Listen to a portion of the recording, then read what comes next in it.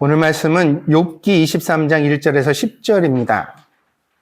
욥기 23장 1절에서 10절입니다. 같이 봉독하겠습니다. 함께합니다. 욥이 대답하여 이르되 오늘도 내게 반항하는 마음과 근심이 있나니 내가 받는 재앙이 탄식보다 무거움이라. 내가 어찌하면 하나님을 발견하고 그의 처소에 나아가랴.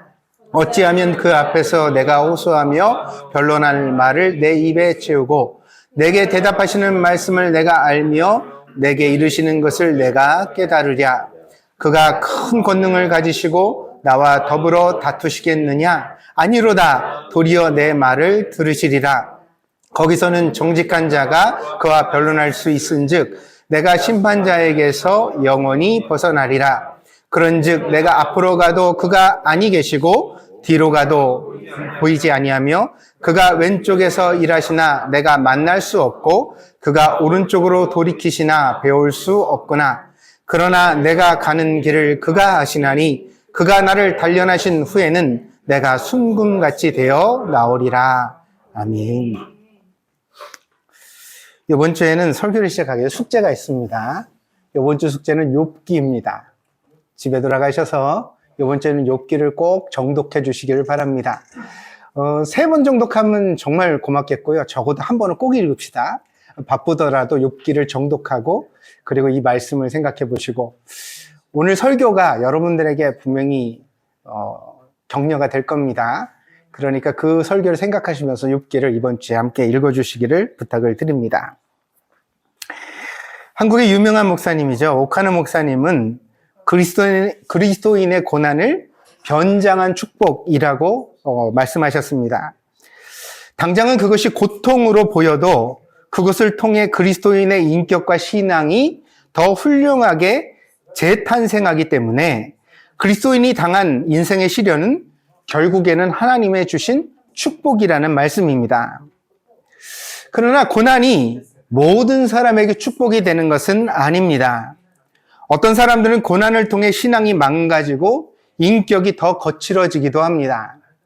제가 주변에 있는 분들에게 입버릇처럼 드리는 말씀 중에 하나가 있는데 고생은 하더라도 거칠어지지는 말자. 이 얘기를 저희 아내에게도 자주 하고 저희 주변에 있는 분들한테도 우리 장소 이성재 집사도 20년 동안 저랑 신앙생활하면서 이 얘기를 내가 많이 들었던 것 같아요. 근데 이 말이요. 되게 멋져 보이지만 되게 어려운 말이에요. 힘든 걸 겪는데 내가 거칠어진 사람이 되지 않도록 나를 지킨다는 것. 어떤 사람들은 고난을 통해 신앙이 망가지고 인격이 거칠어집니다. 그러나 어떤 사람들은 고난을 통해서 오히려 유익을 얻습니다. 고난을 통해 자기의 이기심을 극복하고 기다리는 법을 배우며 다른 사람들의 고난을 이해하게 됩니다. 욥기 23장에서 욥은 바로 그런 소망을 우리에게 말해주고 있습니다. 욥은 신실한 신앙으로 살았고 동방의 부자였습니다. 그냥 부자가 아니라 그 동방에서 제일 큰 부자였다고 성경에 나와 있습니다. 그런데 어느 날 사단이 하나님을 찾아와서 내기를 겁니다. 욥이 훌륭한 신앙과 인격으로 살아가는 것은 그의 환경이 훌륭하기 때문입니다. 그러나 욥이 가진 모든 좋은 환경이 사라진다면 욥도 거칠어질 겁니다. 욥도 하나님을 저주하게 될 겁니다. 여기서 사단의 말을 주의할 필요가 있습니다. 1장 11절인데요. 이제 주의 손을 펴서 그의 모든 소유물을 찢어서 그리야 하시면 틀림없이 주를 향하여 욕하지 않겠나이까. 사단은 틀림없이 욥도 하나님을 저주할 것이라고 말하고 있습니다. 이 말은요, 욥에 확신이 담겨 있는데 대부분의 사람들은 시련을 당하면 어떻게 해요? 하나님을 저주하게 된다는 거죠. 우리가 대부분은 그렇게 산다는 거예요. 우리 자신을 돌아볼 필요도 있습니다. 우리가 뭐가 안 되면은 도대체 하나님 나한테 왜 그러세요? 그런 이야기를 할 수 있지 않습니까? 그런 이야기를 사단이 알고 있는 거죠. 하나님 앞에 욥에게도 그런 시련을 줘보십시오. 욥도 똑같습니다. 그 얘기를 했습니다. 사람은 환경이 나쁘면 불평하고 원망하고 화를 내는 존재입니다. 그러나 하나님은 달리 생각하셨습니다. 욥이 그럴 리가 없다는 것입니다. 세상 모든 사람들이 그러하더라도 욥은 절대로 신앙을 저버리지 않을 것이다. 하나님은 욥을 믿으셨습니다. 제가 성경을 연구하고 읽으면서 깨달은 바가 하나 있는데요. 성경은 하나님을 믿으라고 우리에게 가르쳐주는 책이지만 또 한 가지는 하나님이 우리를 믿으신다고 말해주는 책이기도 해요. 그러니까 내가 하나님을 믿는다는 것보다도 우선되어진 게 뭐냐면 하나님이 나를 믿어주신다는 거야. 내가 그 일을 할 수 있다고. 우리 인생에 어려움이 얼마나 많습니까? 하필이면 그 남편을, 하필이면 그 아내를 만나기도 하고 하필이면 그 아이가 나한테 태어나기도 합니다. 그래서 우리가 고생을 하죠. 마음을 겪죠. 근데 여러분 이 욥기를 통해 아셔야 합니다. 다른 사람들은 틀림없이 그런 남편, 그런 아내 만나고 그런 자식을 키우면 불평하고 하나님께 원망할지 모르지만 그러나 너는 안 그럴 것 같아. 너만은 그렇지 않을 것 같아 라고 하나님이 우리를 믿으셨기 때문에 우리에게 그와 같은 환경을 허락하셨다는 것입니다. 이 하나님의 기대와 믿음을 저버리지 않는 게 신앙입니다. 그래서 하나님은 사단에게 욥의 시험을 허락하셨습니다. 그 결과 욥에게 엄청난 고난이 닥쳐왔습니다. 욥은 크게 목축업을 하고 있었는데요. 어느 날 스바 사람, 스바는 성경에 시바라고도 나오죠. 그게 어디냐면 솔로몬이 지혜가 출중했을 때 시바의 여왕이 와서 제물을 드리고 솔로몬의 지혜를 감탄했다고 하지 않습니까? 이 시바는요, 사바라는 고대 제국이 있어요.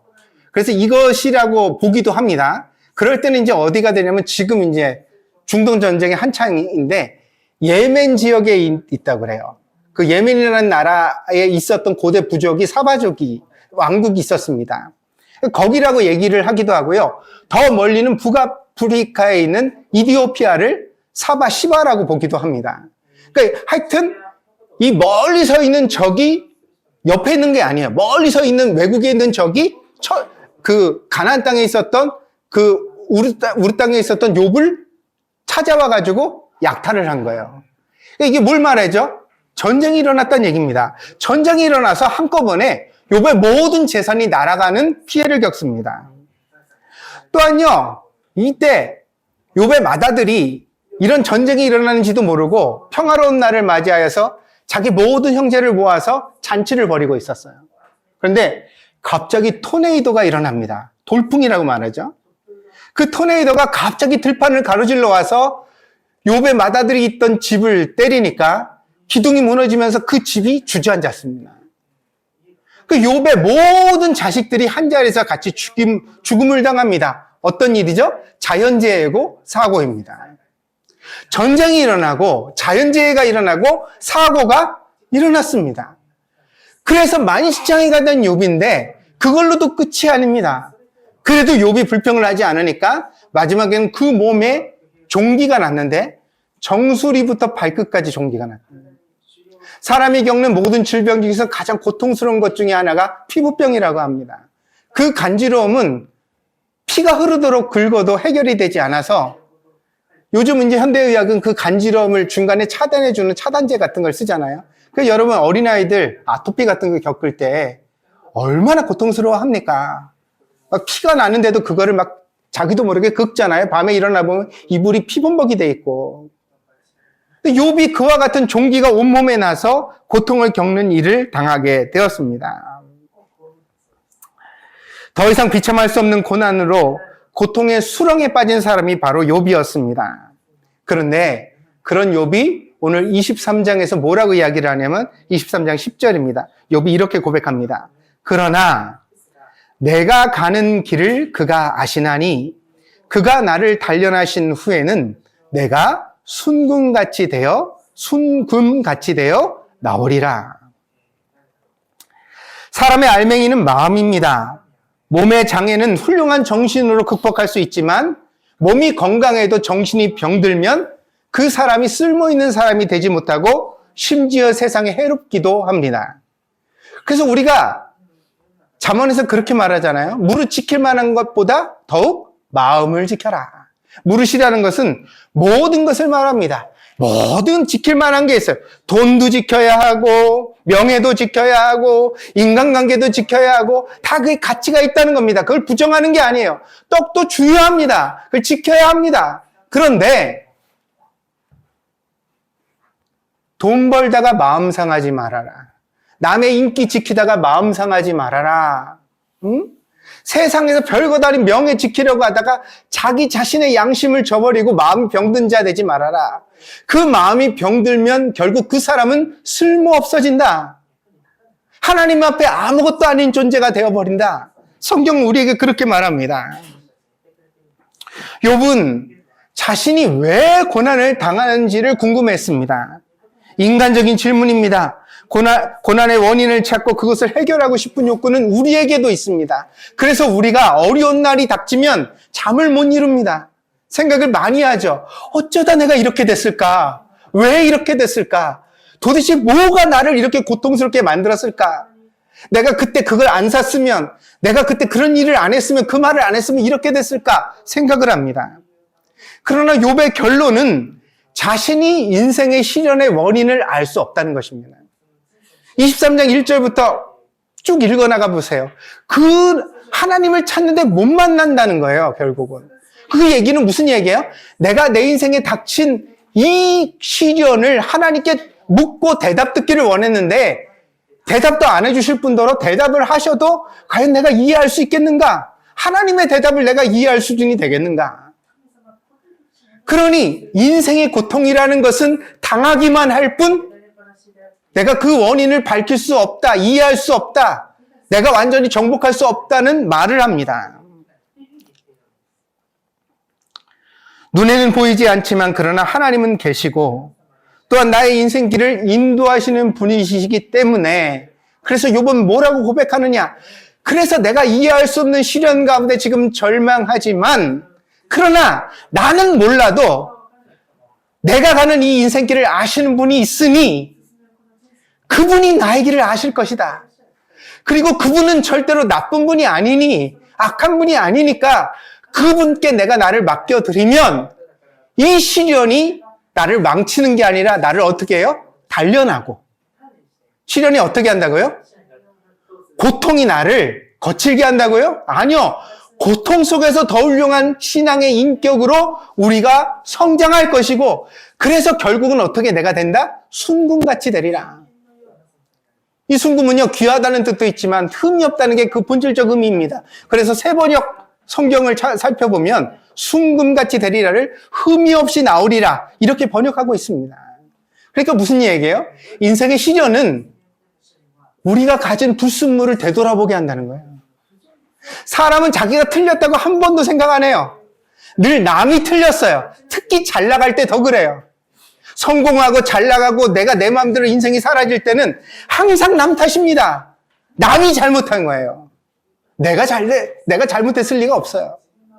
그런데 비로소 시련이 닥치고 어려움이 닥치고 나면 우리는 그때 뭘 발견해요? 내 마음에 있는 불순물을 되돌아보게 된다는 거예요. 혹시 내가 하나님 앞에 틀린 것이 없을까? 혹시 내가 하나님 앞에 이렇게 살았기 때문에 이런 결과가 온 것은 아닐까?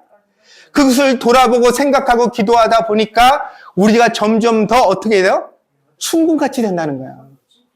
여러분 생각해 보세요. 여러분보다 죄 짓는 사람 세상에 많아요, 없어요? 그 사람들 벼락 안 맞고 살아요? 아멘? 그래요, 안 그래요? 그게 여러분 억울하죠? 도대체 저런 식으로 이기적이고 사람 등쳐먹고 거짓말하고 사기치는 사람이 왜 하나님은 벼락도 때리지 않는가? 억울하죠? 근데 그 사람의 벼락이 안 떨어지기 때문에 그 사람은 계속 그렇게 사는 거예요. 근데 여러분은 그 사람처럼 거짓말 안 했어요. 그 사람처럼 나쁜 마음을 품지도 않았어요. 그런데 여러분 인생이 시련이 닥쳐왔다는 거예요. 그리고 그 시련으로 인하여 여러분 자신을 돌아보게 됐다는 거예요. 이건 축복입니다.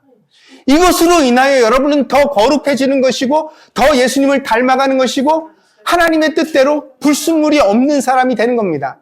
욥은 그것을 발견해낸 것입니다. 이 시련의 이유를 내가 다 이해할 수는 없지만 적어도 이 시련 속에 내가 기도하고 하나님의 말씀을 붙잡으면 나는 완전해질 것이다. 더 좋아질 것이다. 결국 인생을 주관하시는 하나님께 자기의 길을 맡긴 것입니다. 그래서 욥은 자기의 인생의 시련을 단련이라고 부르고 있어요. 이건 중요합니다. 인간의 최초의 사명이 뭐라 그랬죠? 하나님이 아담을 만드시고 제일 주신 사명이 이름 붙이기예요. 뭔지 아세요? 여러분이 무엇이든지 부르는 이름대로 돼요. 뭐라고 말할 것이냐가 중요해요. 이거를 내가 재수없다, 저주다, 나한테 닥친 불행이라고 부를 것이냐, 이것을 내가 단련이라고, 연단이라고 부를 것이냐. 저주가 아니라, 불행이 아니라, 절망이 아니라 이런 시련조차 나에게 유익한 과정이라고 욥은 부르고 있습니다. 때문에 욥은 이 시련이 자기를 순금같이 만들어줄 것이라고 말합니다. 그러니까 이 고통의 과정을 통해 나의 인격에 숨어있는 불순물을 제거하고 더 훌륭한 신앙과 인격으로 자기가 재탄생하게 될 것이라는 소망을 말하고 있습니다. 욥의 마음가짐이 이러했기 때문에 욥은 고통을 이겨낼 수 있었던 것입니다. 그러니까요, 이 신앙적이지 못한 사람들이 제일 먼저 고쳐야 될 습관은 말이에요, 말. 자기도 모르게 입 밖으로 던져지는 말. 그러니까 자기에게 닥친 말을 잘못 해석하고 있는 네이밍. 재수 없어서. 진짜 짜증나. 화나. 아이씨. 이런 말들은요, 우리를 신앙에서 떠나게 해요. 하나님의 은혜를 보지 못하게 해요. 우리를 하나님과 상관없이 만들어요. 마치 하나님 없는 세상에 내가 살아가고 있는 것처럼 느끼게 해요. 그러니까 어떻게 이런 말을 일삼다 보면 신앙은 옅어져요. 점점 신앙이 없는 사람처럼 변해갑니다. 최근에 도파민 네이션이라는 책을 보았습니다. 저자는 NRMT라는 학자인데 스탠퍼드 대학의 의과대학 교수입니다. 이분은 중독 치료의 세계적인 권위자입니다. 그녀는 모든 중독의 메커니즘에 대하여서 고대로부터 쾌락이라고 불리는 감정이 숨어 있다는 것을 알았습니다. 그래서 그것을 연구하다 보니까 뇌에서 분비되는 도파민이라는 호르몬과 관련이 있다는 것을 알고 연구하게 되었습니다. 이 책은 뇌과학을 통한 중독의 이해와 그 해결을 다루는 책입니다. 흥미롭게도 고통과 쾌락을 담당하는 부분이 뇌에서 같은 부분이라고 합니다. 이 뇌 한쪽 부분이 고통도 담당하고 쾌락도 담당한대요. 이게 되게 역설적이죠. 왜냐면 좋아하는 부분도 같고 그 다음에 고통스러워하는 부분도 같다는 거예요. 그래서 이 뇌가요, 고통으로 꽉 채워지면 쾌락이 사라지고 쾌락이 꽉 채워지면 고통이 사라지는 구조를 가지고 있는 겁니다. 그래서 이것은 어떤 일을 일으키느냐? 쾌락을 과도하게 주면 고통이 자극돼요. 고통을 많이 주면 반대로 쾌락이 자극되어져요. 마치 우리 뇌 속에 시소가 있는 것 같아서 쾌락과 고통이 서로 위아래를 갖다가 이렇게 왔다 갔다 하면서 수평을 잡아가는 구조로서 우리가 감정을 가진 채 살아가고 있다는 것입니다.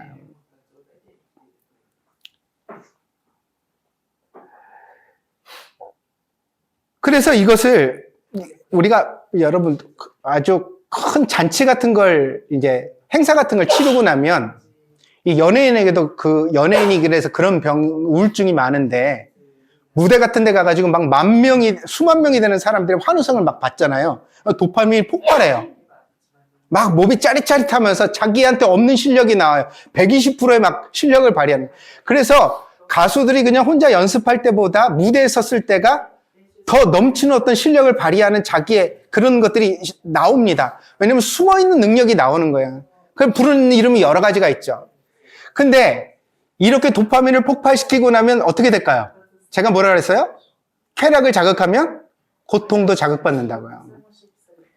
그래서 무대를 마치고 내려오면 과도한 우울증이 찾아옵니다. 막 갑자기 모든 게 막 맥이 풀려버리고 막 싫어지고 모든 것을 놓고 싶어지고 그 연예인이 약물 중독에 취약한 이유는 그런 도파민을 겪다 보니까 어때요? 그 쾌락을 다른 데서 찾는 거죠. 어떻게 쉽게 좀 자기를 채워줄 수 있는 게 없다 보니까 약물 중독 같은데 취약한 그런 직업군인 거예요, 그런 게. 보통 사람도 마찬가지입니다. 애가 너무 기분이 좋으면 그 다음을 대비하셔야 돼요. 뭐요? 아, 좀 있으면 꼬꾸라진다. 저 뭐 왠지 짜증내겠구나. 아니면 왠지 좀 기분 나빠하겠구나. 그 살피셔야 돼요. 저자는 현대인이 너무 도파민에 중독되었기 때문에 반대로 고통의 위험에 빠지게 되었다고 진단합니다. 현대인의 도파민을 충족시키는 것은 어디 있죠? 이제 우리는요, 마약 같은 것이 사람을 망친다는 것을 이해하게 됐어요. 옛날에 그거 몰랐거든요. 그래서 마리화나라든지 뭐 대마초라고 그러는 것도 그냥 다 피우고 마약도 구해가지고 사람들이 하고 그걸 했었어요. 근데 수백만 명, 수천만 명이 희생된 연후에야 우리는 이것을 해서는 자기 수명대로 살 수가 없다. 건강할 수가 없다는 것을 알게 됐죠. 그래서 어때요? 그것을 법으로 금지하고 하는 사람을 잡아가는 문명사회를 이루었습니다. 그렇지만 인간은 도파민을 갈망해요. 그래서 어떻게 나와요? 여러분의 기호를 충족시키는 다양한 것으로 나옵니다. 그게 뭐예요? 달콤한 음식들. 역사상 어느 시대보다도 달콤함이 넘치는 시대입니다. 왜 그렇죠? 왜 설탕에 그렇게 집착할까요? 뇌를 충족시키는 도파민을 만들어내는 그 식욕이기 때문이에요. 그리고 유튜브 보면 여러분 1시간 반짜리 영상 봐요? 아니면 1분, 2분짜리 쇼트 봐요? 쇼트 보죠? 왜 그럴까요? 자기 주도대로 손가락을 넘기면서 하나씩 이렇게 자기가 원하는 것들을 찾아가는 과정이 인간의 뇌를 즐겁게 만들게 해요. 도파민 중독이에요. 쇼핑도 그렇습니다. 예전에는 물건을 사기 위해 시장에 가서 일일이 검사하고 살피고 검증해서 물건을 샀지만 지금은 손가락으로 넘기면서 심지어는 쇼핑이 여러분에게 뭐라고 말해요? 잘못 사시면 무료 반품해 드립니다. 주저하지 말고 구매하세요. 그러니까 클릭을 하면서 구매를 할 때 이게 나의 뇌 속에 도파민을 충족시키는 거예요. 그런데 이렇게 쉽게 도파민을 그 짧은 알약 같거든요. 약한 도파민들이에요. 근데 그걸 내 머릿속에다가 이렇게 게임하면서 넣고 쇼핑하면서 넣고 쇼츠 보면서 넣고 달콤한 거 먹으면서 넣고 드라마 보면서 넣고 그래가지고 그걸 도파민을 충족시키잖아요. 그럼 무슨 자극이 올까요? 그 다음에 제가 뭐라 그랬어요? 쾌락을 자극하면 고통이 온다고요. 아무 일도 안 생겼는데 마음이 불편해요. 불만족스러워지는 거예요, 사람이. 요즘 아이들의 왜 짜증이 많습니까? ADHD가 왜 늘어나고 있습니까? 여러분, 우리가 아이를 행복해준다는 목적으로 아이들에게 너무 지나친 도파민을 제공하고 있는 것은 아이가 되돌아봐야 합니다.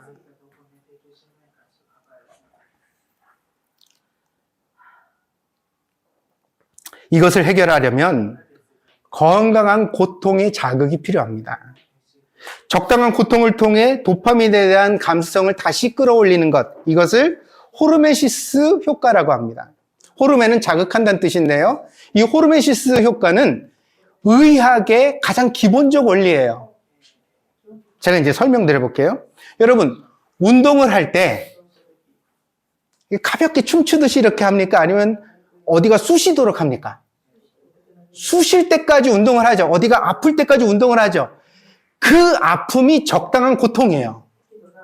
그 고통까지 운동을 해야 근육이 붙어서 몸이 더 건강해진다는 거예요. 아시겠어요? 동양의학에는 침이란 게 있습니다. 침. 아주 얇은 바늘을 사람의 몸에 찔러요. 근데 이것을 서양의학에서 학자들이 연구를 해보니까 침이 찔러질 때 인간의 몸에 나타나는 제일 1차적 효과가 뭐냐면 통증이에요. 안 그렇게 해서 여러분 침 찔르면 아파요, 안 아파요? 그러니까 애들이 침 맞는다면 무서워하는 거 아니에요. 그런데 우리가 알게 된 거죠. 이 몸에 적당한 통증의 자극을 주면 그 적당한 통증의 자극이 몸의 아픈 부위의 통증을 억누른다는 것. 그 발이 삐었을 때, 허리가 아플 때 침을 놓으면 양방병원에 간 것보다 더 직접적 효과를 보는 경우가 적지 않습니다. 그러니까 이게 뭐예요? 적당한 통증으로 통증을 누르는 거죠. 간헐적 단식도 마찬가지입니다. 16시간 단식 이렇게 하죠. 8시간 안에 먹고 16시간을 단식해라. 저녁에부터 다음날 아침까지 굶어라. 왜 그렇게 하느냐는 거예요. 굶는 고통이 음식에 대한 감수성을 회복시켜요. 16시간 굶고 먹으면 다 맛있어요. 뭘 먹어도 맛있어요. 왜 이렇게 맛있냐고 말할 필요가 없어요. 그러니까 남자들이 그렇게 말하잖아요. 세상에서 제일 맛있는 음식은 군대에서 끓여 먹었던 라면 맛이라고. 훈련 막 받고서 라면 하나 끓여서 먹으면 그걸 따라올 게 없다는 거예요. 그럼 반대로 말하면 오늘 우리가 왜 이렇게 입이 까다로워지고 맛이 있네 없네 이게 어떻네 이런 말을 일삼는 거. 아유 스시는 못 먹겠네. 언제부터 못 먹었다고. 뭐가 변한 거예요? 너무 비싼 음식을 입에 자주 넣어준 거예요. 그러니까 내 입이 어떻게 돼요? 맛에 대한 감수성이 높아졌어요. 이제는 밑에 맛으로는 만족이 안 돼요.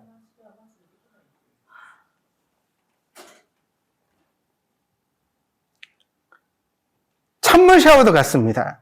10도에서 15도 정도의 찬물로 1분 정도를 샤워를 하면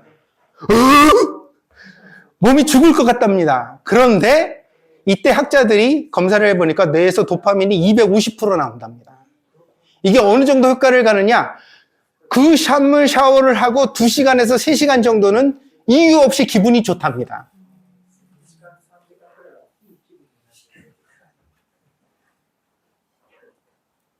이거를 또 너무 가신하는 사람들은요, 욕조에다가 얼음을 쏟아붓고 0도에 가까운 물에 들어가서 3분, 5분씩을 버틴대요. 잘못하면 얼어 죽어요. 근데 분명합니다. 몸이요, 원래 안정을 누렸던 평안한 상태에서 벗어나 위기를 느끼게 만든 상황이 되면 도파민이 폭발해요. 그리고 이런 도파민 폭발은 우리에게 도파민에 대한 감수성을 회복시켜요. 무슨 얘기냐? 적은 걸 통해서도 행복하게 만든다는 거예요.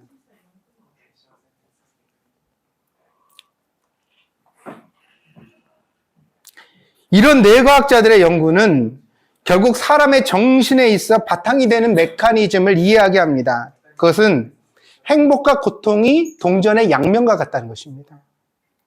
앞면만 혹은 뒷면만 있는 동전이 없듯이 우리의 삶도 행복을 누리기 위해서는 뭘 맛봐야 돼요? 적당한 고통을 맛봐야 돼요.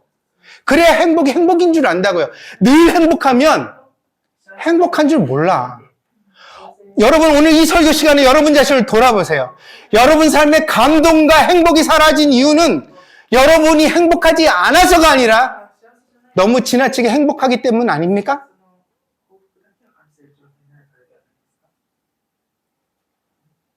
도파민 중독은 결국 극심한 무력감과 불행감을 만나게 합니다. 아이들의 게임이나 어른들의 SNS 혹은 쇼핑도 크게 다르지 않습니다. 적당하게 즐기면 삶의 활력이 되지만 너무 지나치게 빠지면 감정을 흔들고 사람을 불행하게 만듭니다. 그래서요, 여러분 보세요. 옷을 10벌 산 사람은 한두 벌 사는 사람보다 틀림없이 불행해요. 왜 그런지 아세요? 10벌을 사고 나면 못 산 한두 벌이 보이거든요. 근데 그걸 참다가 한두 벌만 산 사람은 내가 가지고 싶었던, 너무 가지고 싶은 건 가져서 행복할 수 있다고요. 오늘 우리가 누리는 불행의 원인을 돌아봐야 됩니다. 요즘 부모들은 아이들에게 정말 최선을 다합니다. 자기들이 자랄 때는 누리지도 못했던 것들을 아이들에게 주려고 최선을 다해 돌보지만 그 반응은 대체적으로 냉소적입니다. 아이들의 태도를 보면 그런 말이 이렇게 느껴집니다. 누가 당신들을 그렇게 희생하라고 그랬어요, 내가? 엄마, 아빠, 나한테 그렇게 손이 발이 되도록 뭐 그렇게 나한테 해주라고 그랬어요. 내가 큰 차를 사달라고 그랬어요. 내가 좋은 집을 이사 가자고 그랬어요.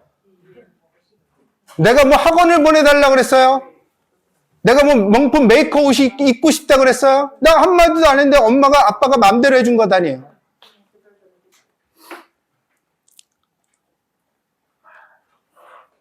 아이들의 불손한 태도를 마주하다 보면 마치 잘해주고 뺨을 맞는 느낌입니다. 안 그런 분도 많지만요. 그래도 내 새끼인데 내 이 아이들이 천성적으로 삐뚤어지거나 못됐다고 여겨지지는 않습니다. 내 새끼인데 얘가 악인으로 태어났을 리는 없잖아요. 우리 와이프도 우리 남편도 그렇게 나쁜 사람도 아닌데, 아니 내가 무슨 나쁜 짓을 해서 이 아이를 키운 것도 아닌데 이 아이가 뭐 인격 파탄자예요? 그런 애일 리가 없죠. 근데 왜 이 아이의 태도는 나한테 이렇게 무례해 보일까? 왜 나는 이 아이를 통해서 이렇게 마음이 아플까? 그렇다면 무엇이 원인일까요? 양육의 방식이 무언가를 놓치고 있는 것입니다. 계속 잘해주면 잘해주는 것이 보통이 되고, 오히려 조금이라도 잘해주지 못할 때는 섭섭한 감정과 분노가 쌓이게 됩니다. 그것이 사람입니다. 그러니까 잘해주고 싶은 마음도 절제할 줄 아는 것이 지혜다. 아멘? 내가 진짜 잘해주고 싶지만 얘를 위해서 다 해주지 않는 거예요. 그게 부모여야 한다고요. 여러분, 이게 목사 말이냐 아니요. 호르메시스 효과라는 말을 기억하세요.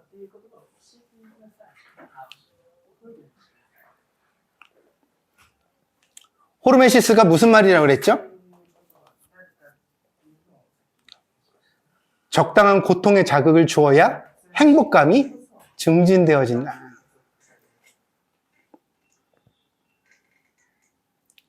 이를테면 외식의 횟수를 줄이세요.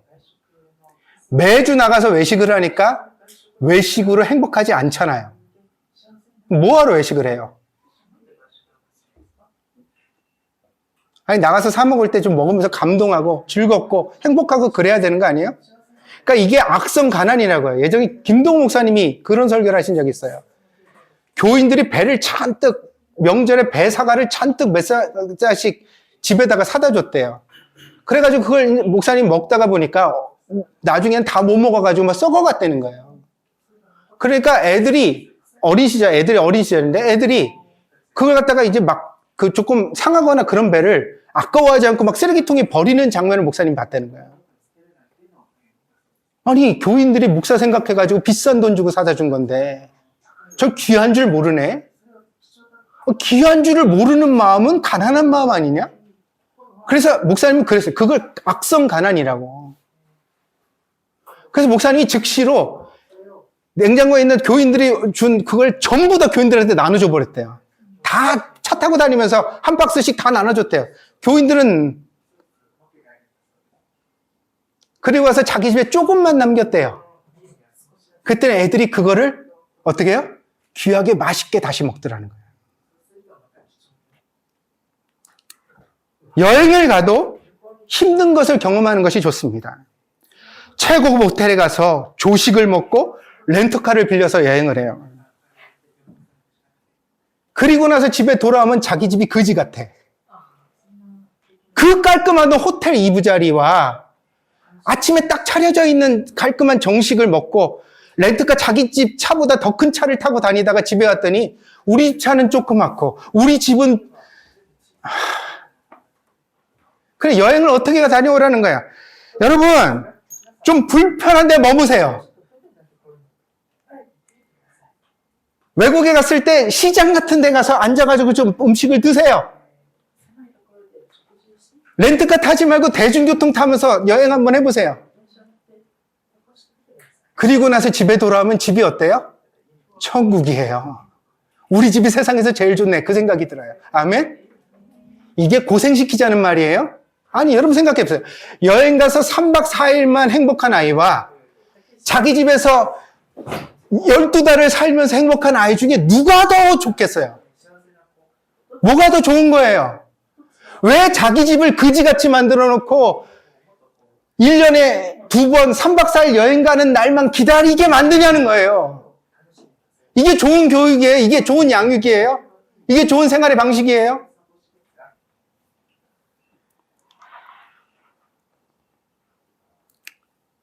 우리가 의도적으로 아이들의 도파민 감수성을 훈련할 수 있다면 우리보다 훨씬 지혜롭고 완전하신 하나님도 우리를 그렇게 다뤄가실 것이다. 아멘? 그래서 하나님은 우리에게 인생에 좋은 날만 주시지를 않는 거예요. 왜? 더 행복을 느끼게 하시려고. 아멘? 이렇게 힘들었다 좋은 날이 오면 얼마나 좋을까? 생각해 보세요.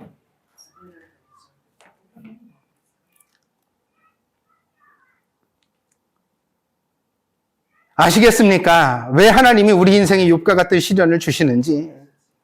물론 욥은 특별한 사람입니다. 그래서 성경이 기록되어 수천 년을 신앙의 귀감으로 우리에게 보여지고 있습니다.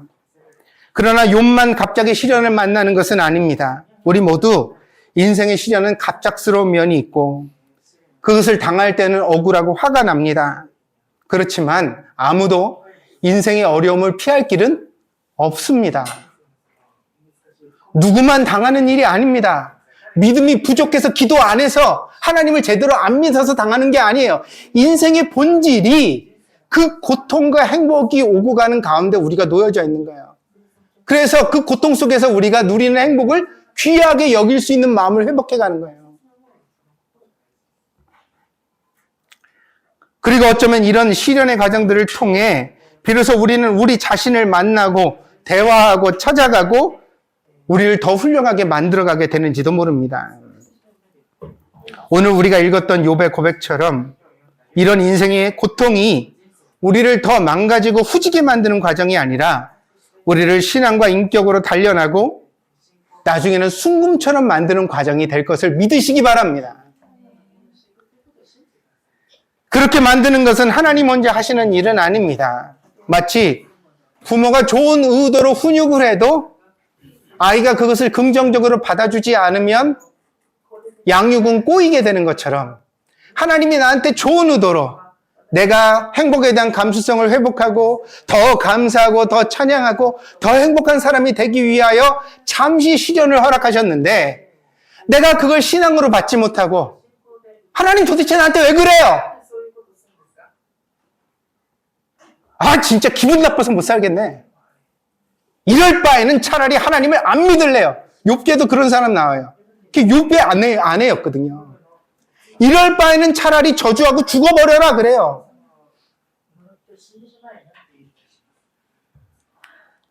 그러면 하나님이 주신 잠시의 시련의 과정이 오히려 우리를 훌륭하게 만드는 게 아니라 망가지게 만드는 과정이 될 수도 있다는 것입니다. 불평, 원망, 허접한 말들, 분노와 같은 것들이 해로운 이유가 여기 있습니다. 그리스도인이 어려운 일을 당하여도 잘 참아야 되는 까닭이 여기에 있습니다. 신앙은 현실을 살아가는 것입니다. 과거에 묶이거나 먼 미래만 보고 갈망하는 것이 결코 아닙니다. 신앙은 지금 내 발이 서 있는 이 현실을 하나님의 선한 의지에 묶어서 살아가는 것입니다.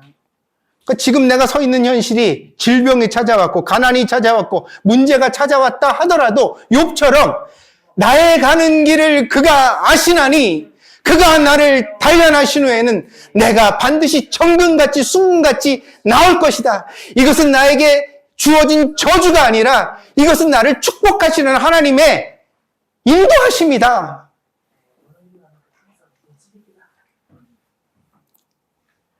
욥은 재산을 잃고 자식을 잃고 건강을 잃었지만 그래도 신앙으로 포기하지 않았습니다. 그는 이런 고통이 자기를 순금처럼 만들 것이라는 희망을 품었습니다. 성경은 이것이 올바른 믿음이라고 우리에게 말해주고 있습니다. 그렇다면 오늘 우리는 이 욥의 믿음 앞에서 얼마나 부끄럽습니까? 조금만 시련이 닥쳐와도 자식을 잃어봤어요. 전 재산을 잃어봤어요. 몸에 질병이 생겨봤어요.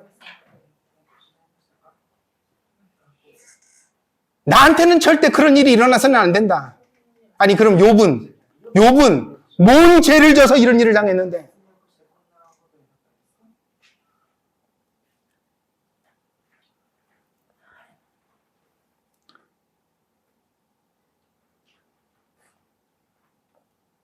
여러분의 믿음은 여러분의 인생이 흔들릴 때 여러분을 잡아주는 능력이 있습니까? 그게 없으면 믿음이 아닙니다. 지진이 나서 땅이 흔들리는 것처럼 여러분의 존재가 흔들릴 때, 여러분의 미래가 불안하고 앞이 하나도 보이지 않을 때, 그런 날에도 여러분의 믿음은 여러분에게 긍정적 생각과 말을 보태주고 있습니까? 이게 저주가 아닐지도 몰라. 이게 끝은 아니야. 이것만 내가 참고 넘어서면 하나님이 축복하실 거야. 이것만 내가 잘 이겨내면 하나님이 나한테 얼마나 복을 부으시려고 도대체 이럴까?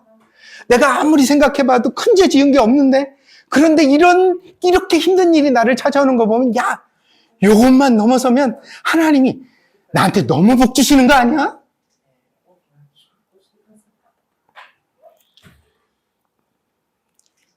좋은 날에는 친구를 알아보기 힘듭니다. 모든 사람들이 좋은 사람처럼 보입니다.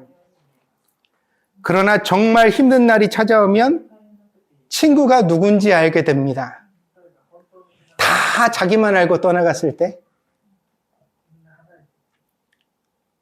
그때 나를 염려해서 전화해주는 사람, 나를 챙겨주는 사람, 그 사람이 진짜 친구입니다. 그리고 정말 힘든 날에는 진짜 믿음도 배우게 됩니다. 힘들어서 포기하는 것은 믿음이 아닙니다. 믿음은 힘들수록 붙잡는 것입니다. 믿음은 힘들기 때문에 더 간절해지는 것입니다.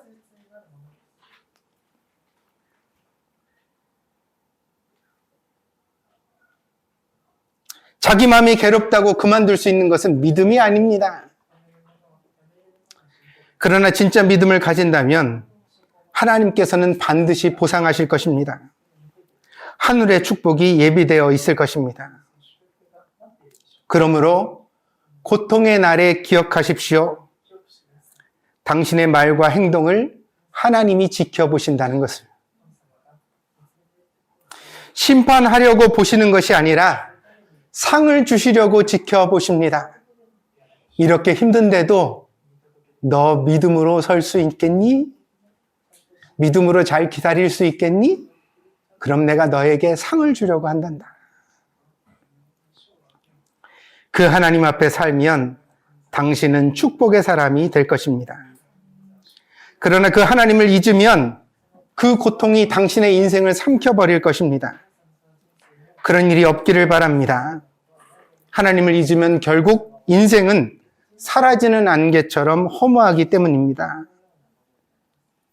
여러분의 유익을 위해 계속 기도하는 목사가 되겠습니다.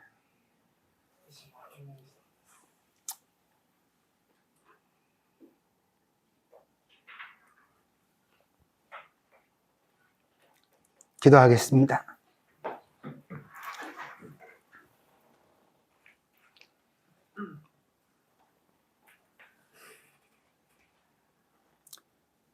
마음속에 어려움이 있을 때,